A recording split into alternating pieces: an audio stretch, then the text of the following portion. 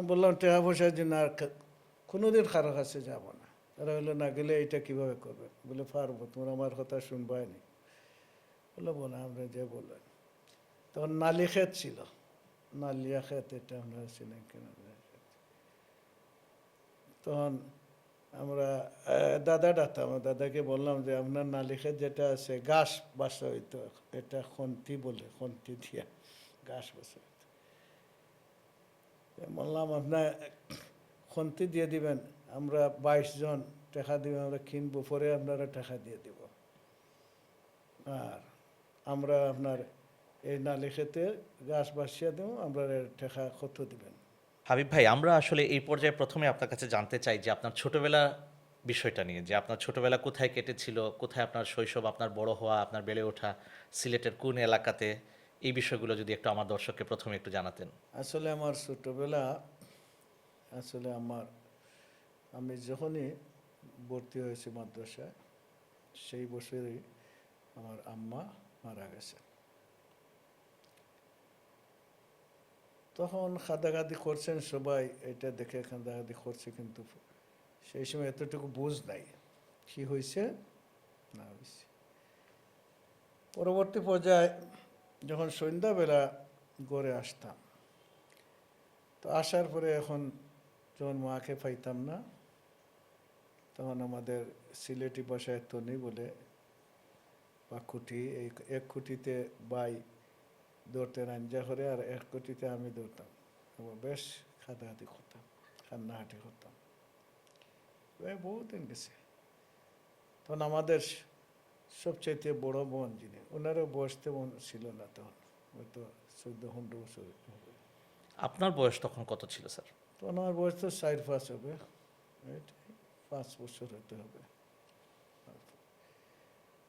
তখন উনি আসলে আমাদের দায়িত্ব নিলেন, আর আমাদের বাবা আসলে খুবই মায়া করতেন, খুবই মায়ের আদর যেটা, এটা বাবা দিচ্ছেন। বাবার আদরটাই আসলে মূলত আমাদেরকে এতটুকু অগ্রসর করেছে। পরবর্তী পর্যায়ে একটু যেহেতু বড় হলাম, খেলাধুলা করতে পারলাম, তখন এলাকার ছেলে যারা, তাদেরকে নিয়ে আসলে একটা ফুটবল টিম গঠন হলো।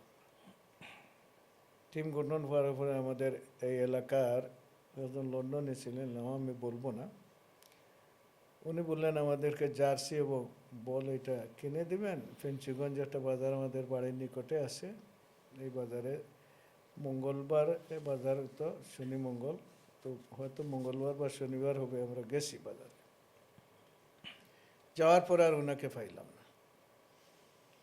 এরপরে ফিরে আসলাম, ফিরে আসার পরে চিন্তা করলাম, তখনও কিন্তু আমার বয়স হয়তো 7-8 বছর হবে, এই ধরনের বয়স হবে, অথবা 9 বছর হতে পারে, এই ধরনের হতে পারে। খেলাধুলার প্রতি খুব ঝুঁকি।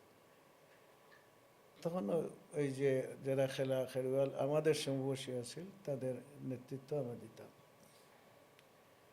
এটা আমাকে খুবই মানত। তখন আসার পরে তাদেরকে নিয়ে বসলাম, তো 2-11-22 জন ছিল আমার টিমে। তো খেলা খেলতে হইলে তো লাগে না, 22 জন। তো আমি বললাম টাকা পয়সার জন্য আর কোনোদিন কারো কাছে যাব না। তারা হলো না গেলে এটা কিভাবে করবে, বলে পারবো, তোমরা আমার কথা শুনবাই নি। বললো বলে আমরা যে বললেন। তখন নালি ক্ষেত ছিল, নালিয়া ক্ষেত, এটা আমরা ছিলেন কিনা। তখন আমরা দাদা ডাকতাম, আমার দাদাকে বললাম যে আপনার নালি ক্ষেত যেটা আছে ঘাস বাসা হইতো, এটা খন্তি বলে, খন্তি দিয়া ঘাস বাসা হইতো। বললাম আপনার খন্তি দিয়ে দিবেন, আমরা 22 জন টাকা দিবেন, আমরা কিনবো, পরে আপনারা টাকা দিয়ে দিব। আর আমরা আপনার এই নালি খেতে ঘাস বাসিয়ে দেবো, আমরা টাকা কত দিবেন, এটা অন্যান্য করে এটা উনি বললেন কত, এটা মনে নাই। তখন 22 জন লোক তো বুঝছেন কত, যে একসাথে গিয়া এক খেয়ার, আমাদের এখানে কেদার বলে, একসাথে গিয়ে 2 খেদার এখানে শেষ করে দিছি গাছ টাছ পাচিয়া, মানে খুব আনন্দের সাথে। এরপরে ওনার টেকা পাইলাম, টেকা পাওয়ার পরে গিয়া বলও কিনলাম, জার্সিও কিনলাম। তখন থেকেই আমার এই উদ্যমটা যে নিজে স্বয়ংসম্পূর্ণ হওয়ার বিষয়টা। পরবর্তী খেলাধুলা করেছি, বহুত করছি, কারো কাছে আর টাকা পয়সার জন্য হাত পাটি না, এইভাবে কাজ করুন সবাই নিয়ে, আর সবাই আনন্দের সাথে করতো। এটা একটা কথা বললাম, এখন আমার স্মরণ হলো এটা। যদি এখন করে এরা কর্মঠ হতে চায়, কিছু করতে চায়, তাহলে করতে পারবে। এইটাই ছিল আমার জীবনের শুরুর দিকটা, যে কারো কাছে হাত পাতবো না, আমরা নিজেরাই করব এদেরকে নিয়ে। এটা হলো বিচ্ছিন্ন অন্য একটা সাইটে। এই সাইটে গেলে আবার বহু লম্বা একটা খেলা টিম আমি করেছিলাম শেষ পর্যন্ত। এই টিমের আমি ক্যাপ্টেন ছিলাম। এই প্রায় অনেক বছর এই খেলাটা চলছে। পরবর্তী পর্যায়ে আমি রেফারিগিরি করতাম ফুটবলের এইটা। আর এই মুহূর্তে স্মরণ পড়ছে সবচেয়ে একটা ঘটনা এই খেলার বিষয়ে। আমার এখানে